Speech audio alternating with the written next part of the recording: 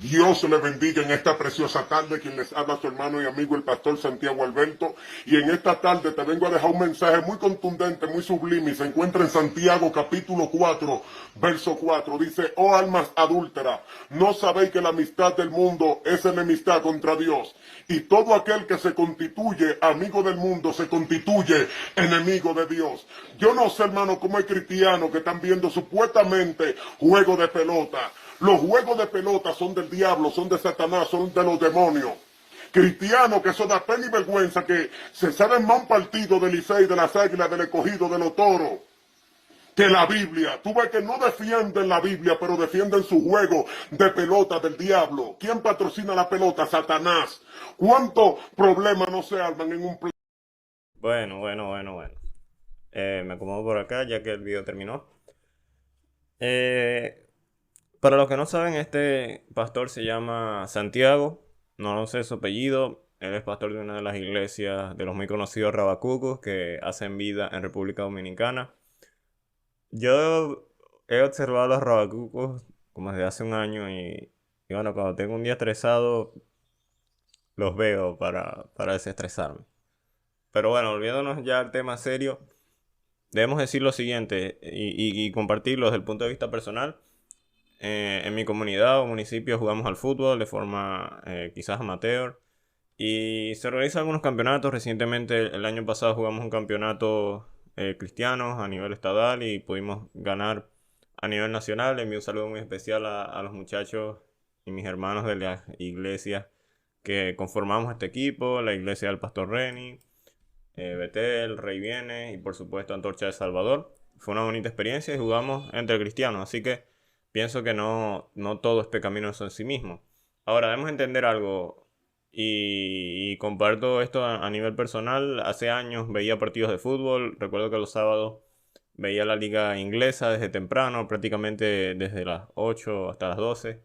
Pero era ese tiempo en el que estudiaba en Maracaibo y venía y estaba en mi casa para relajarme un poco.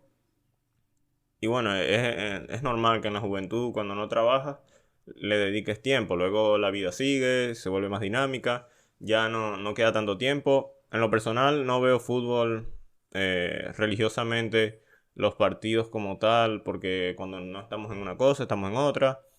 Y cuando mucho veo resúmenes. Así que sé que para algunos puede ser un tema bastante en el que están más empapados que yo, el tema del fútbol, pero para otros es algo más secundario. Por más que lo seguimos viendo, entendemos que es algo secundario.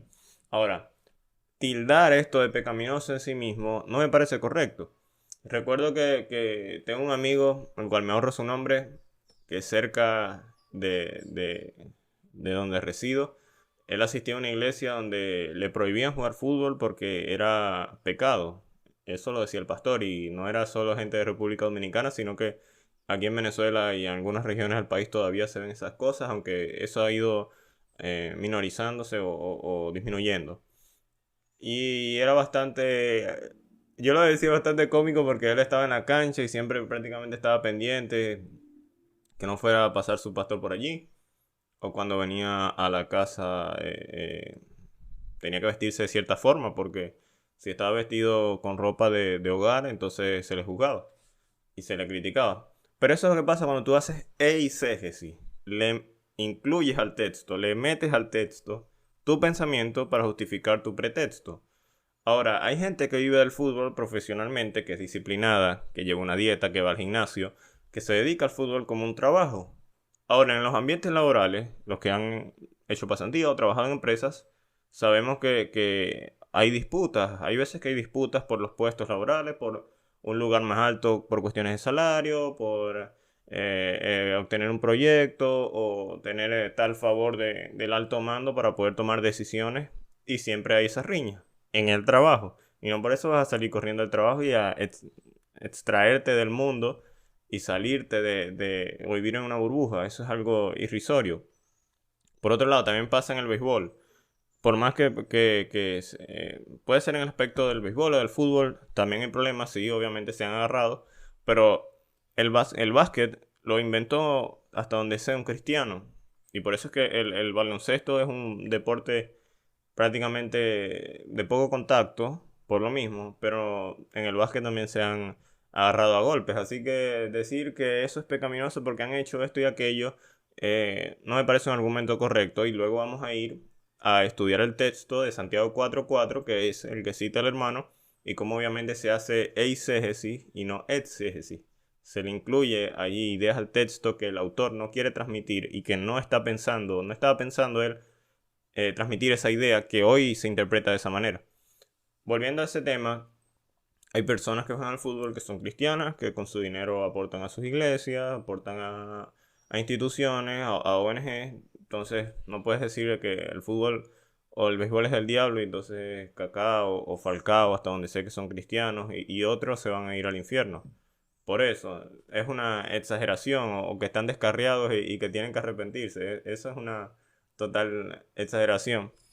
Es bastante complicado cuando se lleva a cabo esto. Ahora, entiendo yo, y es claro, que el fútbol te puede quitar tiempo de oración, tiempo de leer la escritura, tiempo de tener comunión con tus hermanos, tiempo para progresar como persona y obstaculizarte el, el buen funcionamiento de la vida del creyente en tu iglesia local. Es obvio que eso puede pasar. Si has preferido ir al estadio el domingo antes de ir a tu iglesia, debes examinarte. Si has preferido ver un partido antes de ir a tu iglesia, un culto de oración, un culto de semana, debes examinarte también. Si posteas más cosas en tus redes sociales acerca de fútbol u otras cosas y dices ser cristiano, entonces pienso que también hay que examinar cosas. No estoy diciendo que eso no es una actitud no creyente, pero siempre lo que esté en tu mente, lo que más postees, lo que más publicas, debe ser por lo menos referencias a tu fe, porque eso es lo que está en la mente y ese es nuestro Dios, ese es el primer lugar. Ahora, si tienes una red social, WhatsApp, donde publicas cosas que vendes o tu emprendimiento está bien y al mismo tiempo puedes publicar versículos o cosas referentes a la fe. Pero entiendo que el fútbol y el trabajo y la novia y los amigos y cualquier videojuego, todas esas cosas pueden tomar el primer lugar del Señor, eso es normal. Pero que el fútbol sea pecaminoso en sí mismo, eso no es correcto, porque es un deporte. Y es curioso, voy a mencionar dos cosas bíblicamente hablando. Voy a mencionar dos cosas. Primero que todo, vamos a Santiago 4, capítulo 4, versículo 4.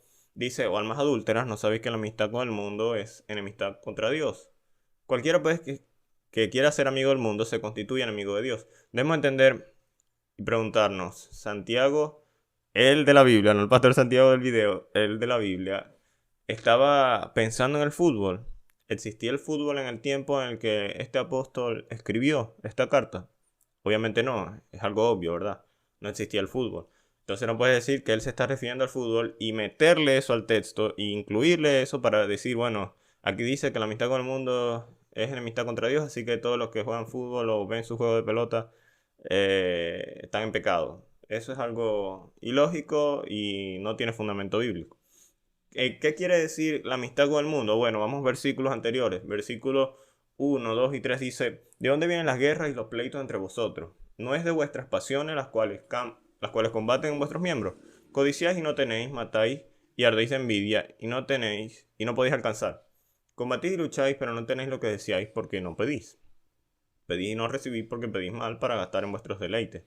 Ahí es que dice y expresa, o almas adúlteras, ¿no sabéis que la amistad del mundo es enemistad contra Dios? Obvio, ahí está diciendo que la amistad con el mundo, vivir una vida de egoísmo, una vida de pleitos, una vida con una conducta ajena a lo que dice la Escritura, es enemistad contra Dios. Vivir una vida que se centra en codiciar los deleites del mundo es una vida que va en contra de lo que el Señor ha establecido, porque Él está escribiendo a cristianos. Él está diciendo, ustedes no pueden vivir así, ustedes no pueden vivir en codicia, en pleito, en pedir solo para tus deleites, porque obviamente no vas a recibir nada de Dios, aunque lo creas y lo declares y lo decretes, no vas a recibir nada de Dios, porque es para tus propios deleites, y eso va en contra de los propósitos de Dios, porque se va acercando a la dirección de las codicias del mundo y alejándose de la dirección de la voluntad de Dios. No pueden estar las dos cosas unidas. Obviamente, la amistad con el mundo es enemistad contra Dios. Y la amistad con Dios es obvio que vas a tener enemistad con el mundo. Eso es lo que quiere decir. Y versículos anteriores al capítulo 3, observamos por acá, los versículos del capítulo 3.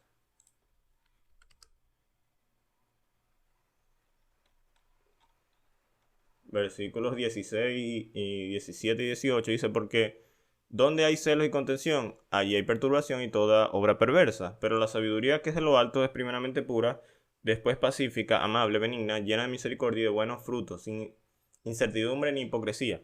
Y el fruto de justicia se siembra en paz para aquellos que hacen la paz. Ahí lo que está haciendo un contraste. La sabiduría que tienen que buscar ustedes es la de lo alto. ¿Y cuál es ese fruto? Bueno, no hay incertidumbre, no hay hipocresía, más hay paz, hay misericordia. Eso es contraste con el capítulo 4. Busquen esta sabiduría y dejen de estar teniendo amistades con el mundo. Esa es la conducta, eso es lo que está hablando allí. Así que es una cuestión de conducta y no de medios, no de entornos, no de deportes. Porque en el trabajo puede existir todo eso, contiendas, celos, codicia. Hasta en la iglesia puede existir todo eso, y es lo que le pasaba a los corintios. Y por eso 1 Corintios capítulo 11, cuando habla de la cena del Señor, Pablo ataca duramente la división que existía allí. La división y las cosas feas que se practicaban. Entonces, hasta en la iglesia pueden pasar esas cosas, y los pastores y la gente, el creyente debe ser maduro para entender esas cosas y alejarse de todo eso. Entonces, no se está refiriendo al fútbol, no se está refiriendo a un deporte. Todo ese tipo de cosas pueden existir en el trabajo, pueden existir en las familias, obvio, en las familias sanguíneas, en la familia de la fe, y en cualquier entorno, siempre que haya seres humanos imperfectos. Siempre que haya seres humanos. Y bueno, obviamente estas cosas deben pasar menos cuando sucede en la iglesia, en una iglesia sana donde las personas se sujetan a la escritura. Entonces, decir que el deporte es del diablo también es prácticamente contradecir a lo que dijo el apóstol Pablo, quien toma en 2 de Timoteo capítulo 2 versículos 5.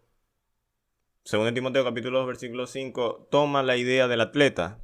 En el tiempo del apóstol Pablo existía el atletismo, o algo que iba desarrollándose como el deporte del atletismo en los coliseos romanos, y él utiliza, así como utiliza la figura militar en el versículo 4 del mismo capítulo 2, también utiliza la figura de atleta, y dice el versículo 5, 2 de Timoteo capítulo 2, y también el que lucha como atleta no es coronado, sino lucha legítimamente.